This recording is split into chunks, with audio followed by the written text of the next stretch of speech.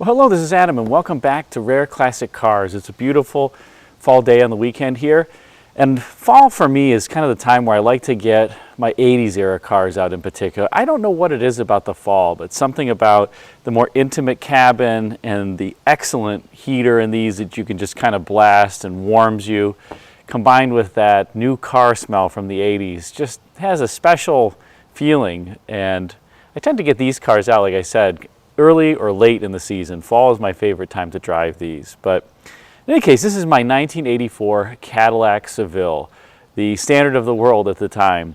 And you know, it's a really interesting car. You either love it or you hate it. This car came out in 1980 on the backs of what was an extremely successful vehicle, the 1976 to 1979 Cadillac Seville, that set the tone for GM styling in particular, and you could argue the industry styling, for many years to come, until really the 1986 Ford Taurus and Mercury Sable. And what do I mean by that? Well, take a look at GM cars from the era, whether it's the A cars like the Cutlass Sierras, the Centuries, the Celebrities, the 6000s, the X cars, the notchback X cars like the Citation, Phoenix, Omega, and Skylark. Even the N cars that came out in 1985, the Grand Am, the Calais, as well as the Buick Somerset. And even the C&H bodies that came out in 85 and 86, the DeVilles, the Electras, the LeSabres, the 88s, 98s, and the Bonneville in 87. They all had a very stiff roof profile, very vertical, and that was something that really came about, as John Manoogian detailed in a video, because of the 76 to 79 Seville and its absolute success. That was a car that when it came out, GM had originally thought to price it lower than the DeVille series, but they found that in car clinics that it actually was getting a reception from the public that said that they could price it much higher. And they were trying to go after Mercedes. So imagine that was really the first time in recent automotive history that a car company had priced a smaller car higher than bigger. It was always, you know, you get more car, the more you pay, which is why the wheelbase would lengthen from Chevrolets to, let's say, the Pontiacs, Olds, Buicks, to the Cadillacs. And Ford did the same. You know, whether it was Ford, Mercury, Lincoln, all got a little bit more, usually 2 or 3 inches more wheelbase. So that 76 to 79 Seville was really an extreme trend-setting car from a styling standpoint. And GM really overused that theme, as I just rattled off a bunch of cars that all have that very vertical D-line, vertical sail panel. And it was because of that car. And at some point, you know, the designers, I think, got a bit tired of it. Maybe they got a bit tired of it too late. But this car, if you watch the interview with Wayne Cady, who was the chief designer of Cadillac during this time period, and whose car, this was really his baby, he talks about how he wanted, because the Seville, the 76 to 9 was so successful, he wanted to do a car that if anybody copied it, it would have been completely recognizable as to where the design came from. And he really wanted the design to focus on the rear of the car, hence the Bustleback. And it's a great interview with Wayne. He talks about how, you know, some people say this was inspired by the Hooper-bodied Rolls-Royce, and it certainly has cues from that. But that was really after Wayne had been sketching this car since the late 60s, and that was Bill Mitchell, GM Styling VP's influence, that he wanted this to kind of tighten up all these different creases and have it be more creased than what Wayne originally envisioned. And I think it came out to be an especially handsome vehicle. Now, there are some great things about these cars, and there are some not so great things. Let's start out with talking about the sales figures and the pricing. In 1980, this car came out with a base price of about $20,400 in 1980. So, you know, you're talking about $65,000-ish in today's dollars. Very, very high base price.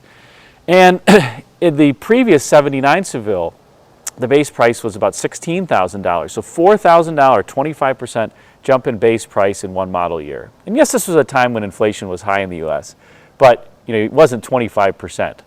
And the Eldorado, which was a sister car to this, had a base price of $16,000, and the DeVille series had a base price of about $12,000 to $13,000.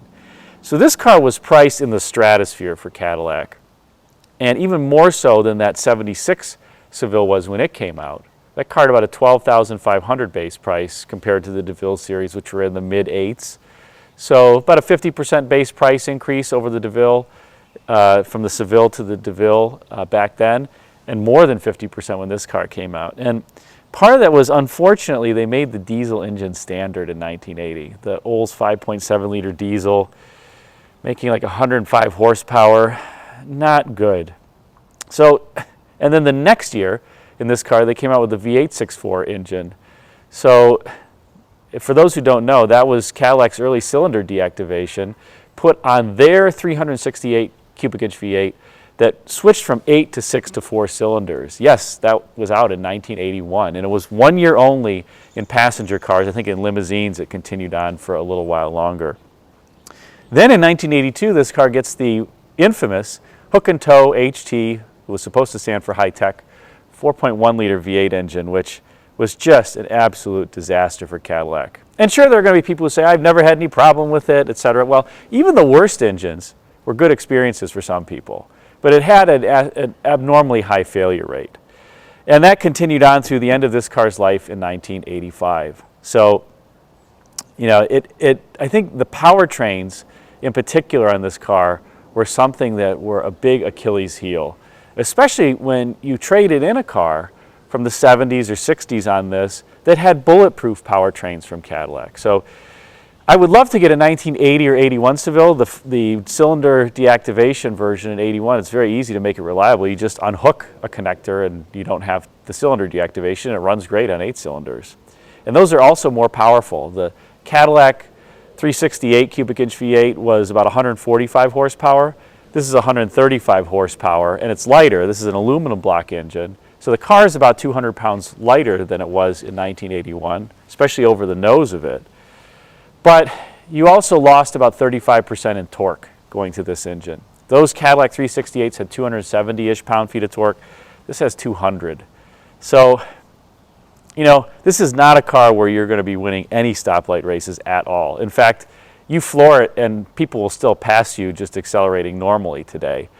But if you accelerate normally, you just take your time, it's going to be just fine. And I would say the great thing about these cars is, well, one of the great things, is that they do get great gas mileage. I'm averaging 23, 24 miles per gallon with this car, and it's a 4,000 pound car with, you know, almost 40-year-old technology. So that's pretty good for it. But let's take the camera off and do a walk around. We can talk about some more of the features of the car in greater detail. All right, so let's walk around the vehicle. And as I mentioned, this was a car where Chief Designer Wayne Cady really wanted the focal point to be the rear end of the car. And it has this so-called Bustleback. And as I mentioned, some people say it exemplifies cues of the Hooper-bodied Rolls-Royce. But whatever you can say about it, it certainly is a rear-focused car. The front's pretty conventional. The rear is highly unconventional, especially for a Cadillac. And to Wayne's point, you really had to know when Ford came out with the Continental and Chrysler came out with the Imperial in 1981. Ford came out with the Continental in 82, I believe. You knew where this kind of Bustleback trunk profile came from because GM came out with it first. I like it. I think it's kind of cool. I also like the 81 Imperial, by the way. Now, interesting little tidbit of information. When this car came out in 1980, this body side molding here was not part of the standard equipment. It was only on the Elegantes. But the car kind of looked funky without it, and so it got added to all of them after that first year to really help draw your eye across what is a nice line on this car. And without it, like I said, the designers even felt it looked a bit strange. So designers adding body side molding, something that is a bit different, but that was their preference. Another interesting thing, in the early versions of this car in 1980, they had different wire wheel covers that stuck out much more proud of the vehicle. Those had to be redesigned because people would go through car washes, they would get damaged. And then this was the revised version with the red center here. I do think that this is one car of the era that really has good wheel-to-body stance. I mean, look at how far outboard the wheels are in this car. It's just not typical of the period. So that is very modern. And from a styling perspective, you know, I think another interesting thing about this is if this car had been done by Ford or by Chrysler, you know, GM always had these very subtle design cues, like this lead in here of the fender gradually rising up as it goes toward the windshield. If that were a Ford, that line would be perfectly flat. And the Chrysler is relatively flat too. Even these beautifully kinked, I call them A-pillars here with the crease in them, there's a bit of crown to these surfaces, and there's a crown to this surface here too. It's not totally flat, and it really adds a sense of beauty to the car that, again, Ford and Chrysler just didn't do this. That wasn't their aesthetic. Even this line in the back here, if you look at the 81 Imperial for Chrysler, this is kind of a straight line, but look, it's got this beautiful radius to it that just curves up into the roof. Again, a very GM-y thing to do, to take this car that really you're trying to make creased, but you're giving it all these different radii, and it gives it, I think, a very handsome look. This does also have a really nice, I love this cross here, this bevel in the trunk line. I think it's particularly handsome. Gives it a little bit of depth and detail as opposed to it being just flat. And again, the surfaces here are somewhat crowned. This isn't just a flat surface. You can see it's got a little crown leading into this feature line, then a little bit more crown. Overall, very beautiful. I do have to get new bumper fillers. This side is fine in terms of its integrity, but the plasticizers start coming through and it doesn't look as good. So if anybody's got a recommendation on which bumper fillers I should use, let me know. It's kind of hard to get good ones these days. They don't really fit. They're not flexible. You got to have them fitted. So I've been trying to hang on to these for as long as I can because they're still in good shape, but they're not looking as good as they once were. I've owned this car probably for about 10 years. In 1980 also, this hood has a big cap on it, and that theme for the cap was taken from, Wayne Cady was the Buick studio chief previously, from a theme that he had for what was going to be the 77 and 78 Riviera. He did not design the production 77 and 78 Riviera, but his theme for what he wanted to be that car had this cap over the hood, and he stole that because this hood is the same on the Eldorado and the Seville, and he and the team put that there to try to disguise the fact that it is the same hood. Now, the car, after a few years, nobody really noticed because the cars are so different. The Eldorado has fenders that extend proud of the hood. This car has fenders that are just flush, and so they took it away. But a little interesting feature that stuck around for a few model years early on in this car's lifetime.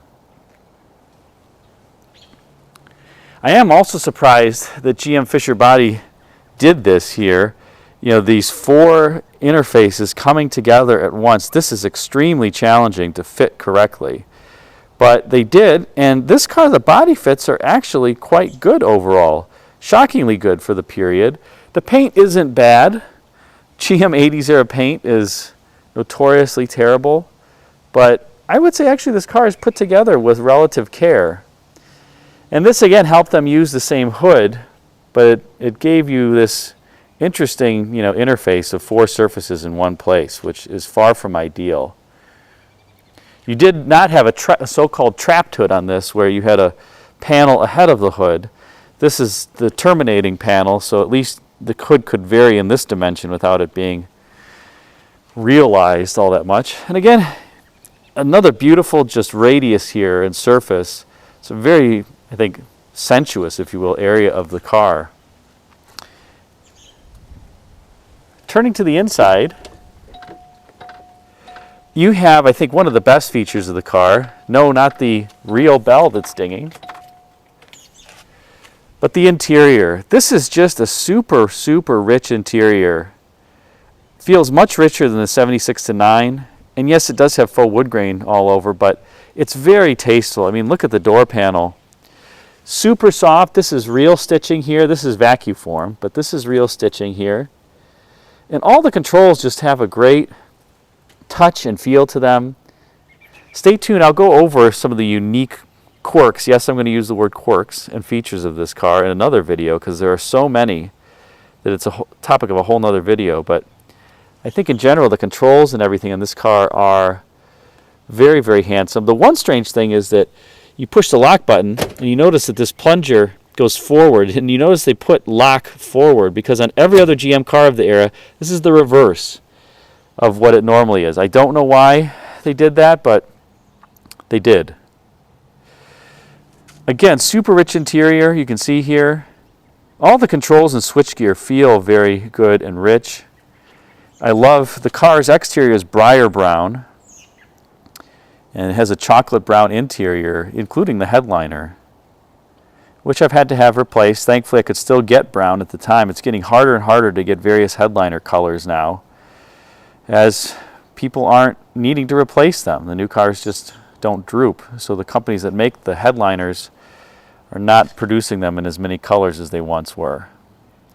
Really neat IP theme, kind of similar to the 82 Trans Am and Camaro with this big pronounced hood over top of it.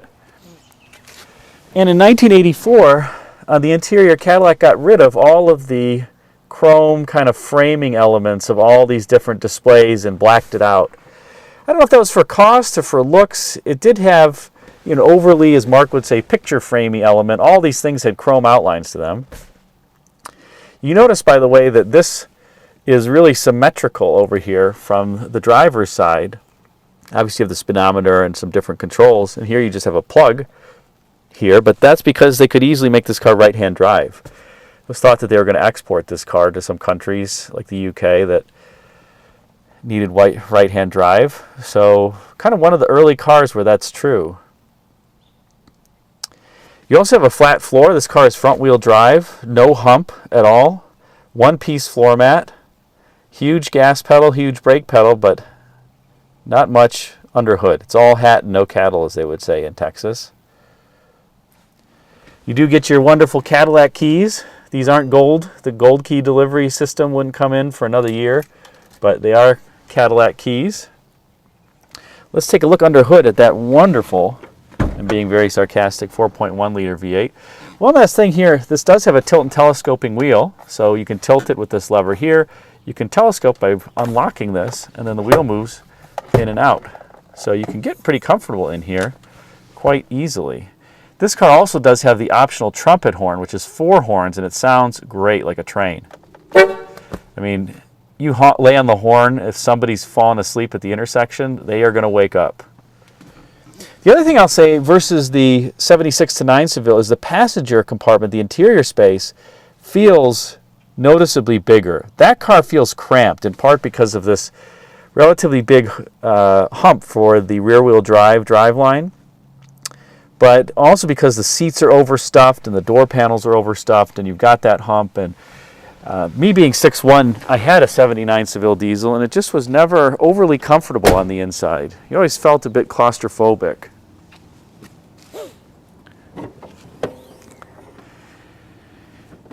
And here it is, the wonderful Cadillac 4.1 liter V8 engine. You can see this car does have auto leveling rear suspension. And, like I said, for me, I've owned tons of cars with these. I've owned probably 4 or 5 cars with this engine, and I haven't had any problems. But I've always bought low mileage cars. I always change the coolant every about 3 years. Remember, I'm not putting many miles on, every 3 to 4 years with the fresh GM coolant sealing tabs. And I haven't given any problems. Now, and I also drive the cars pretty gingerly. I always wait until the heat comes on, as an example, before I really start accelerating with any speed, just to let all these parts get up to temperature appropriately. This is an iron head aluminum block engine, and I said that right. It's an aluminum intake, iron head, aluminum block. So the thermal coefficient of expansion is different between all these. The gasketing surfaces are really challenged because of it.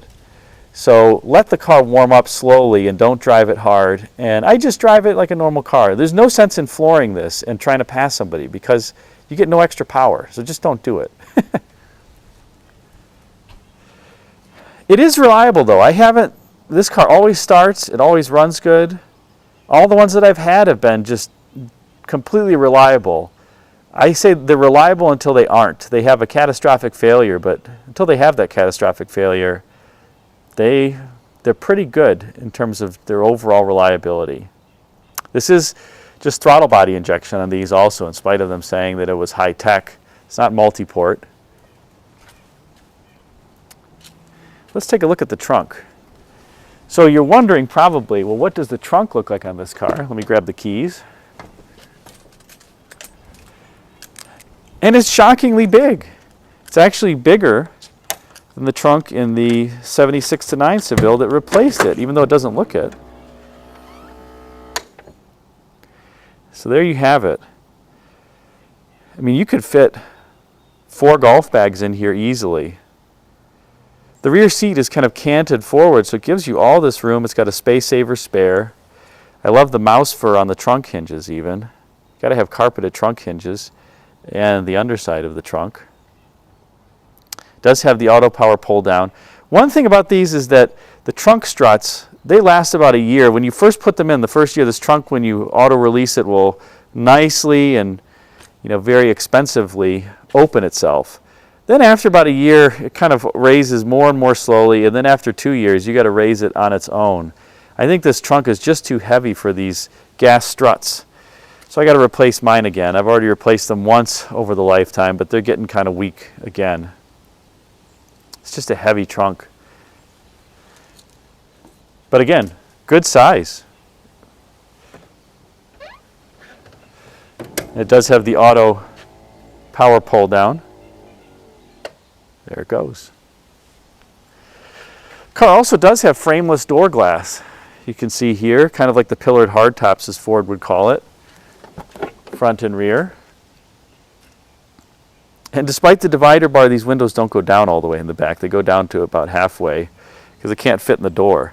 GM was always big on putting this divider bar where it looked good, not where it would functionally allow you to drop the whole glass. Oh, GM. But good rear seat room. These front seats are all the way back. Comfortable back seat. You have the reading lights in the sail panel there too. Assist straps.